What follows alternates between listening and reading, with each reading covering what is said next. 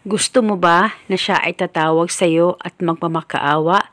In just 2 minutes, tatawag ang partner mo pagkatapos mong gawin ang ritual na ito. Kahit sa matagal na panahon na hindi na siya nagpaparamdam sa iyo, ay gawin ito para ngayon mismo tatawagan ka ng taong mahal mo at magkapag-usap kayong dalawa at isa itong gabay para magkaayos kayong dalawa ng mahal mo. Basta gawin ito sa mabuti at hilingin ng buong puso. Sa kahit na anong araw o oras ay pwedeng gawin ang ritual na ito. Ito'y napaka-epektibo at napaka-simple lamang pong gawin. Basta tiwala lang at maging positibo ka dapat palagi sa mga ganitong usapin. At kahit ikaw ay binablock niya, ay pwede mo pa rin gawin ang ritual na ito. At paniguradong i-unblock ka ng partner mo at ngayon mismo magmamakaawa siyang tatawag sa iyo.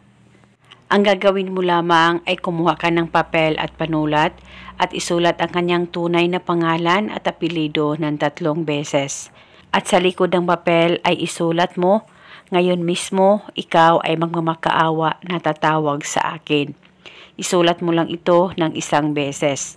At pagkatapos, tupiin ang papel kahit ilang tupi at saka ilagay ito o iipit ito sa likod ng case ng cellphone mo. Wala na po kayong kailangan pang banggitin o ibulong na spell. Basta gawin itong ritual na tama ang pagkagawa mo. Basta dapat panatilihin mo lamang ang papel dyan sa likod ng case ng cellphone mo. At kung wala namang case ang cellphone mo, ay pwedeng ilagay sa wallet mo o di kaya sa bulsa mo o sa bag mo.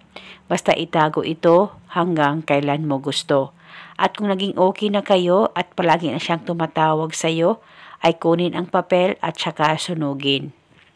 At eto muna sa ngayon, maraming salamat po sa panonood. May God bless us all.